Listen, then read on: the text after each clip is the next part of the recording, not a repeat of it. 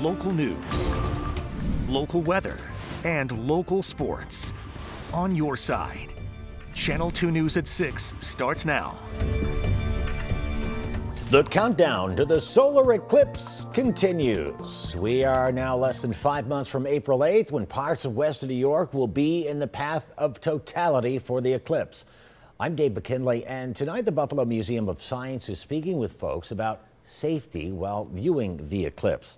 2 on your side's Keelan Berrien joins us now with more. It's coming up quicker than you think, Keelan. Yeah, Dave, you know, we have about 5 months until the eclipse happens, and hands-on workshops are teaching people how to view it, So this morning's workshop was at the Buffalo Museum of Science.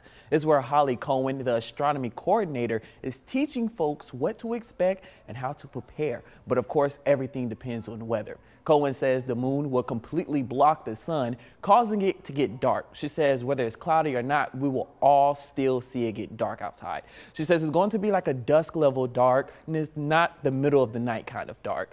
Now, the wind direction may change because Cohen says the temperature is going to drop, but if the sky is clear, we will see only the outer surface of the sun, which Cohen says is the only safe time to directly look at the sun.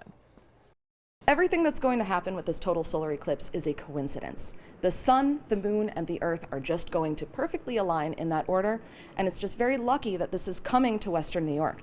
This is a once-in-a-generation event. It is beautiful. Even if you don't need to know everything about the hard science, if you keep yourself and your loved ones safe, this is going to be an incredible experience for this community.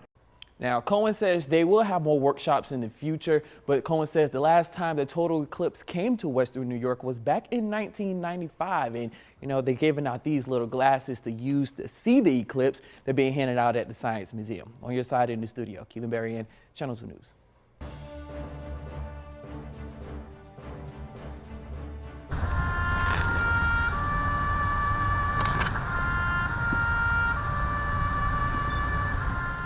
Well, today is Veterans Day, and ceremonies were held across the region honoring those who served our country. This included the annual remembrance sponsored by the Erie County American Legion at Forest Lawn Cemetery in Buffalo.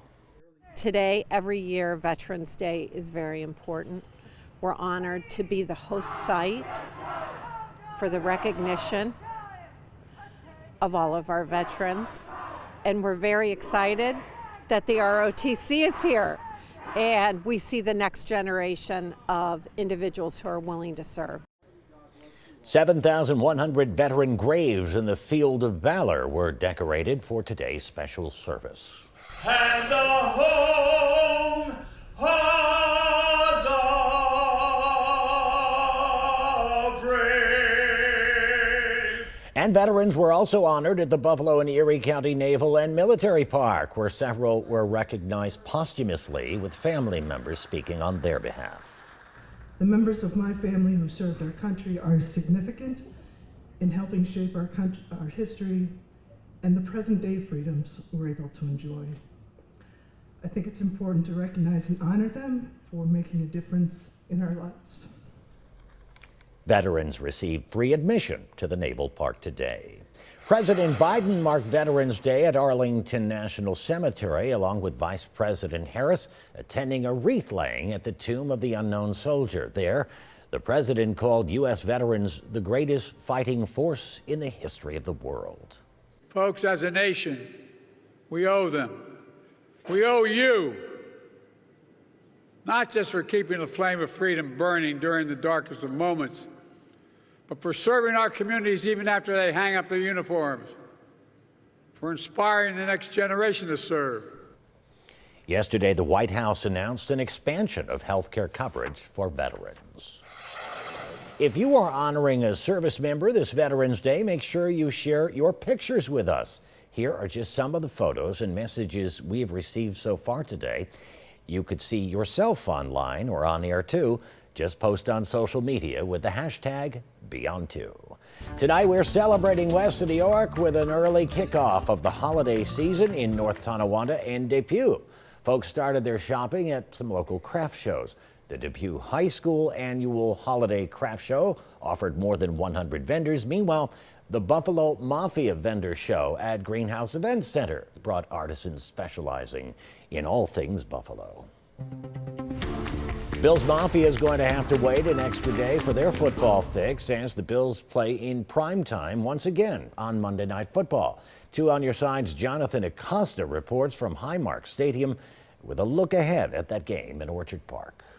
Hey there, the Bills back at Highmark Stadium this week as they get set for their 3rd primetime game in a row when they host the Broncos on Monday Night Football here at Highmark Stadium. With the Bills at 5-4 on the season, though, they're going to have to go on a run during the toughest part of their schedule to get into the playoffs. The offense, the attention of most, will certainly have to get back on track after 5 lackluster weeks, but the defense is also looking to regain its form from earlier in the season. Through the first 4 weeks of the season, the Bills tallied 16 sacks, one of the highest marks in the league, en route to a 3-1 record. The last 4 games, that number's been cut in half, just 8 sacks. Defensive lineman Ed Oliver said this week if the Bills defense can get back to pressuring the quarterback, not only will the defense reap the benefits, but so will the team as a whole. First on defense, we got to do our part as a D-line. We got to get back to having the negative plays, the sacks, the TFLs, and obviously the takeaways. If we get back to that, it makes everything a whole lot easier, a whole lot better for not just us as a D-line getting our mojo back, but just for the whole team. So I think if we just start by everybody on the D-line doing our job, starting with me, I think we won't be in the funk for long. As for Oliver himself, he's already at 5 sacks on the year, matching a career high. He needs 3 more to reach an incentive in his contract. We'll see if Oliver can get one step closer when the Bills kick off against the Broncos Monday night at 8:15. On your side in Orchard Park, Jonathan Acosta, Channel 2 Sports.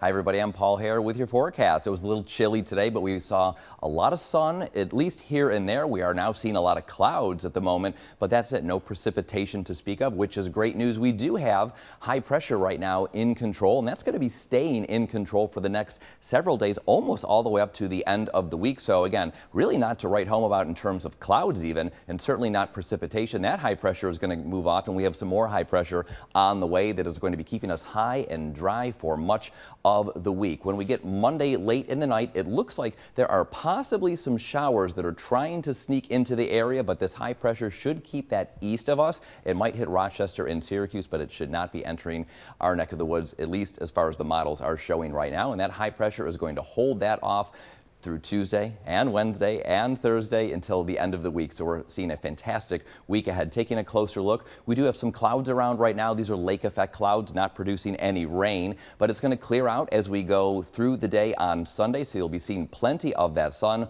We'll have some clouds coming into the area very early Monday morning, but then they clear out. So again, we'll be seeing plenty of the sun once again. As we move into Tuesday, same situation. As far as the winds are concerned, we're not really seeing any winds as of right now, and we're really not going to be seeing any winds through the day on Sunday, but very early in the morning on Monday, those winds are going to kick up a little bit. These are the future wind gusts, 20 miles an hour in Buffalo, but by the time we get to Monday evening, we might be seeing wind gusts close to 40 miles an hour. The sustained winds will be closer to 15 to 20 miles an hour, but again, those wind gusts will be through us throughout the day on Monday. It'll start to die off a little bit when we get later into Monday evening, and then Tuesday as well. They'll be around, but then beyond that, the winds should be out for the rest of the week. In terms of temperatures, it is chilly. We're in the mid to upper 30s right now in much of western New York. If you're heading out for a night out on the town, we'll be around 32 degrees in Buffalo around 9 p.m. But look at this, we are dipping down extra chilly tonight. Some areas of the south towns in the southern tier will be in the mid to low 20s. We'll be around 28 degrees for an overnight low in Buffalo. And then tomorrow we're getting up a little bit warmer into the mid 40s in a lot of areas, the upper 30s in some portions of the southern tier. We're supposed to be right around 50 degrees for this time of year. So Sunday again, it'll be a little bit below average. Monday will be nice, 53 degrees, dipping a little bit down for Tuesday. But then Wednesday and Thursday, we're a few degrees above average, and that'll feel very nice. So tonight we're going down to a very chilly 28 degrees. It's going to be partly cloudy. We'll have very light winds out of the north. Fast forwarding to Sunday, 46 degrees, mostly sunny. The winds are going to start calm, and then southerly winds 5 to 10 miles an hour later into the evening. And then Sunday night, 34 degrees overnight into Monday. Obviously, we're looking ahead at the Bills game for Monday Night Football, so it is still going to be breezy, not as breezy as it would have been earlier in the day on Monday, but in the evening we'll still have winds 10 to 20 miles an hour and gusts 25 to 30 miles an hour, a very chilly 43 degrees as we go into that game. So the 7-day forecast here shows again that little dip in temperatures for Sunday, only 46 degrees, a little bit of a warm up for Monday, dipping down again for Tuesday, and then Wednesday and Thursday look nice. It looks like we're going to have a cold front moving through the area on Friday, which could possibly be bringing us a rain shower or two. It shouldn't be anything too significant, at least that's what the models are showing right now. We'll obviously be keeping an eye on it. Same for the south towns and the southern tiers, so temperatures pretty much where we need them to be for this time of year, but we should be seeing plenty of sun as well, possibly keeping an eye on that rain though for the upcoming weekend.